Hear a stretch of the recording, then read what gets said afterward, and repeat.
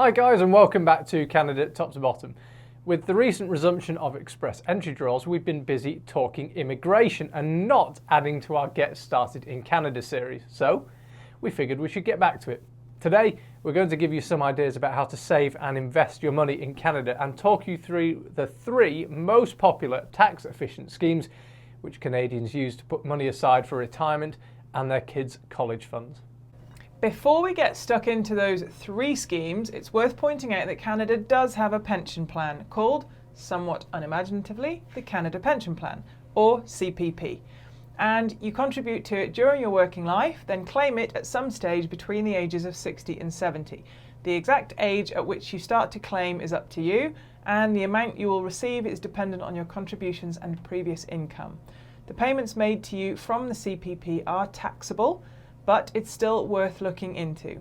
By the way, there's more information about the CPP and everything else we're going to talk about today in the description box below. So, on to the first of the schemes, a popular tax-free savings account, or TFSA. This system started in 2009 and it's for Canadian citizens and residents who are over 18 and have a social insurance number, or SIN. You can add a maximum of $6,000 per year to a TFSA and your contributions are not tax deductible, so anything you add to it needs to come out of your post-tax income. However, once the money is in the TFSA, it is, hence the name, not taxable regardless of how much it grows in value. You can obviously just leave your money in the TFSA, but with inflation being so high right now, it's effectively losing value if you just park it and don't invest it. There are several ways of investing the money you put into a TFSA. Firstly, most high street banks here offer managed TFSAs, which allow you to select your risk tolerance and then the bank does the rest and invests your money accordingly. The other popular option is to invest the money in stocks, bonds, or funds yourself using a brokerage website like Questrade. Regardless of how you do the investing, the key point is that any gains are tax-free. If you invest in the next big tech company via your TFSA and the shares go up 1,000,000%, the profit on those shares is not subject to tax. You don't pay capital gains or anything else. That 1,000,000% profit margin is all yours. Now, sadly, most of us don't make 1,000,000% on our investments, but whatever profit we do make will be tax-free.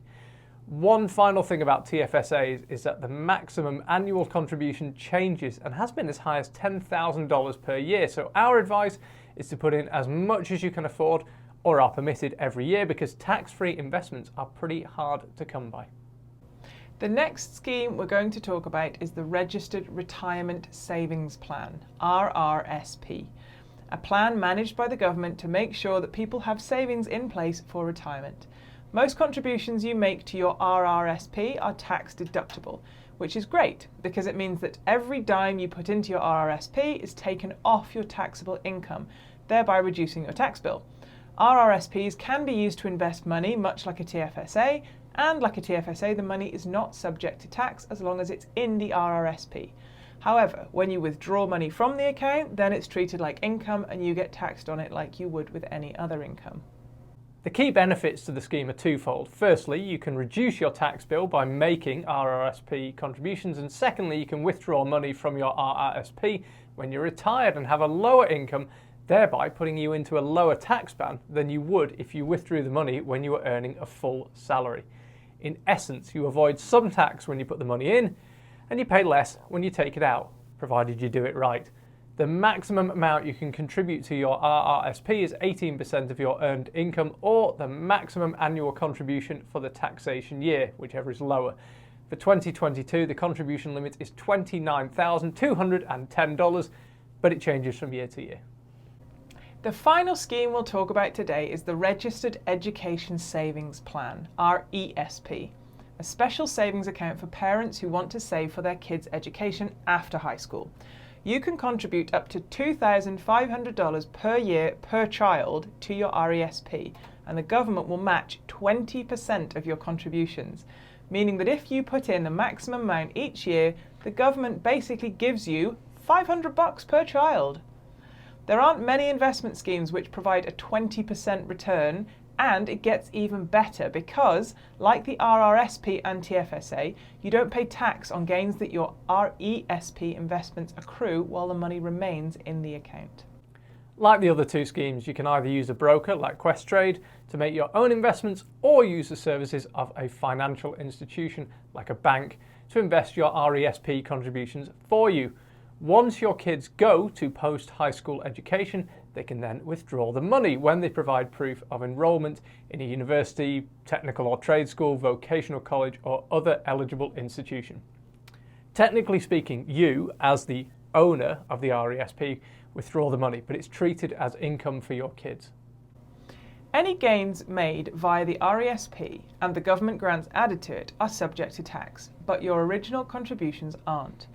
In reality, there's usually no tax due at all because students generally have incomes lower than the minimum required to pay income tax. So, if you space the money out smartly, you should be able to create an income for them without ever paying them enough in 1 year for them to become taxable. Beyond the three schemes we've talked about today, there are other government schemes, but RRSP, RESP and TFSA are the most popular ones, and if you max them all out every year, you're doing pretty well. Tax is always a big issue when investing or trying to generate more income, and these three schemes all help you to save and invest efficiently. We're aware that we've slightly skimmed over this subject, so we'd advise you to do a lot of your own research before opening any type of savings or investment account. The links in the description box below should be useful for this, and hopefully we've given you at least an idea of where to start when trying to put money aside for your Canadian future. Let us know if you think there's anything else you want us to cover in future episodes in this Getting Started series, and we'll see you on Wednesday for our next video.